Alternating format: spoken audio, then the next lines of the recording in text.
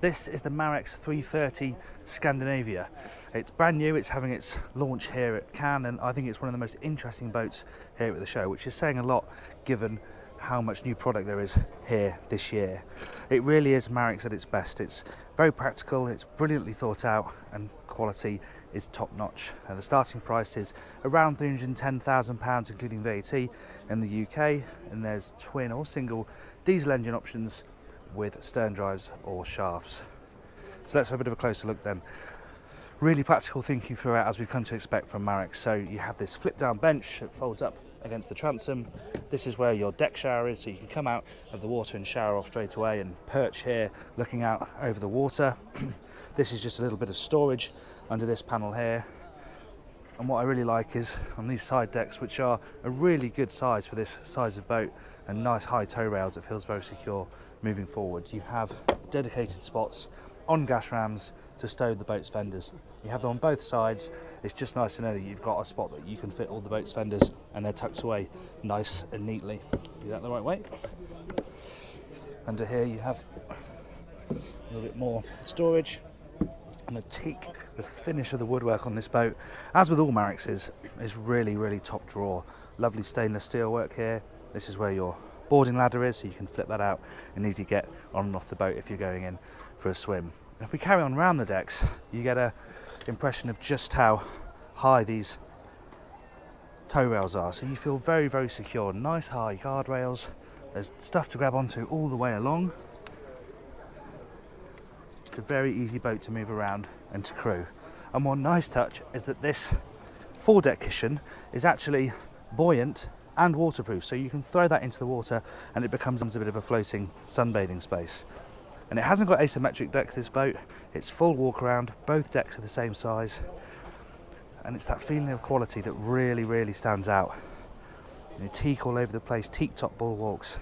It really is a quality product. Now, you pay for it, but you can see where that money is going. Some other points about this particular boat: you get solar panels as an option as well, so that can help top up the domestic supply if you don't want to run off the generator when the boat is at anchor. And if we come back round into this cockpit, it works really nicely. Really nice high sides. It feels very protected in here, and of course you've got the brilliant sliding canopy system where the canopies pop out of here and you just pull them round like a curtain. And they've actually got a new system where you just have to pull one drawstring tight, and that makes them completely windproof. It's really, really clever. They've been doing it for ages, but they've finessed it even more for this model. So it means in seconds you can just draw the canopies around this area and you've got twice the usable space, even in bad weather. This is obviously your main outdoor living space. The table, which again is another really lovely quality piece of furniture, doubles in size, so you can comfortably sit 6 or 8 people around here for lunch. It also drops down to become another berth. If you have the covers on, people could sleep here overnight, and the same thing happens in the dinette, so you could actually sleep 8 people on board this boat if you want to. Beneath my feet is access to the engines. You have a 3-way split hatch, so if you want really good access, you'd hit the table up, you'd lift up this hatch, and you can really get great access to the engines. But if you just want a quick check, this hatch here lifts up, and there you have it. Ladder down to the engine room, and there you go. You can see the twin diesels nestled down there, finished immaculately. Put that back down again.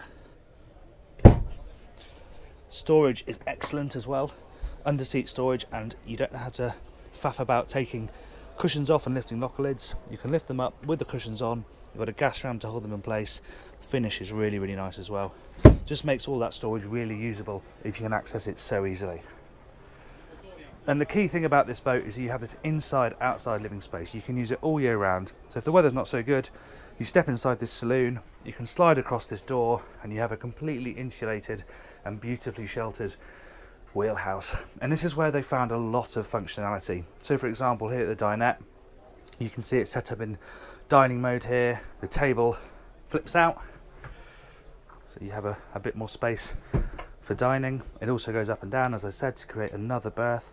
This stool undoes and slides out, so you can fit one more person at the end of the table. And one really nice feature, if I just move this cushion out of the way, is that now this cantilevers this way and creates a really good two-person navigator's bench. So you have 3 people all facing forward, enjoying the journey with a really good view forward.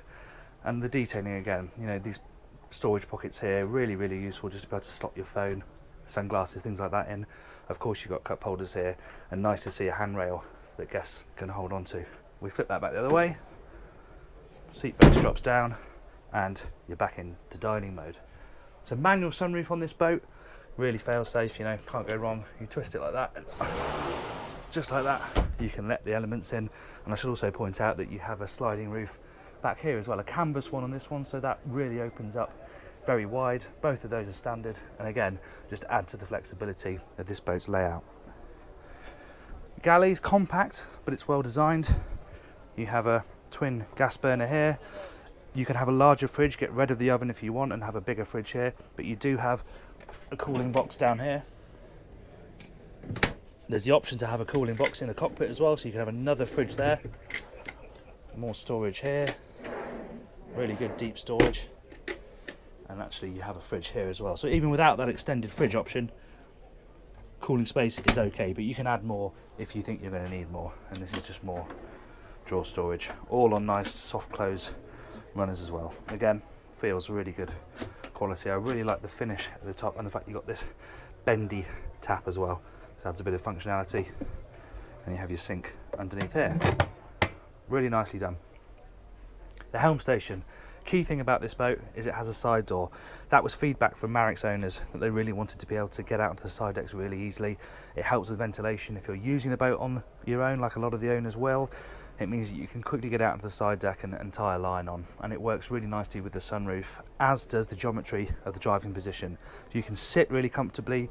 This is a lift bolster, and that's a nice position because you can perch on the edge of there, rest your feet on that footrest, and you've got a really good view forward. You're nice and supported, and you've got a lovely breeze coming in from the side door. But equally, because of this raised platform here, you can stand and put your head clear of the window line so that you can see out over the bow. Really nice if you're coming into an unfamiliar marina. You can stick your head out the top and have a really good view out of all corners of the boat. Helm design, typical Marex. It's really classy, clear. I really like the finish on here. They managed to squeeze 2 large MFDs onto this helm as well, which is a really good thing that they've managed to achieve here, because usually on a boat of this size you'd just be able to fit one. The fitting one up here is a nice addition. You've also got your rev counters here, Fusion stereo system, twin throttles, and this boat, as I said, is Cummins Mercury. You've got the joystick as an option on this boat as well. And this is your trim tab controls, Bennett trim tabs, and then you have a bow thruster on this version as well. This is a particularly high spec, but yeah, really nicely finished. Now if we move downstairs, you get to the sleeping accommodation, and we'll go forward to what is the master cabin. Big berth that pushes a long way over to starboard. Okay, the person on that side will have to sort of clamber around the person on this side, but the size of the bed is really good, as are the windows. They're absolutely huge, so they're trying to pull as much natural light in here as possible. And actually, it's not as good as it could be because they have got the cushions on the foredeck, so you'd have more natural light if they weren't on there. A bit of storage in here, of course. Hanging locker here with a bit of shelving built in as well. There's storage underneath the bed. A little perch here as well, so you can sit in this cabin, put shoes and socks on. Mirror behind the door. I love the use of smoked glass as well, which again, they've really thought about the fine details, how everything looks and feels. It does feel a bit of a cut above on board. This is the bathroom, obviously shared between both cabins. Plenty of storage in here as well, another big window.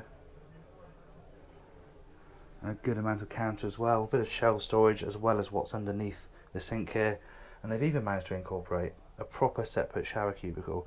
The tray is a step down from the main bathroom floor, and that's what gives you the headroom, but I'm 6'1" and I can easily stand up in there and have a proper shower. It's a really nice feature on a boat of this size. And then if we move aft, you find the guest cabin. Now of course, headroom is a bit compromised because it dips down underneath the saloon, but it's a really big bed. Really good size, and you've got some soft benches here. And again, natural light is pretty good because they've got twin windows in here and an opening porthole. You've also got smoked glass up above, which helps to bring some natural light in. And again, a focus on storage.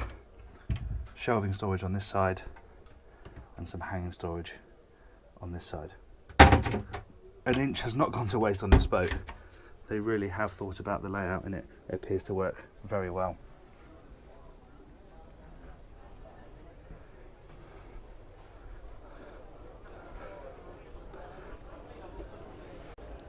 Thank you very much for watching my tour of the Marex 330. If you enjoyed it, please give it a like and remember to subscribe to the channel and hit the bell icon so you're notified every time we upload a new video.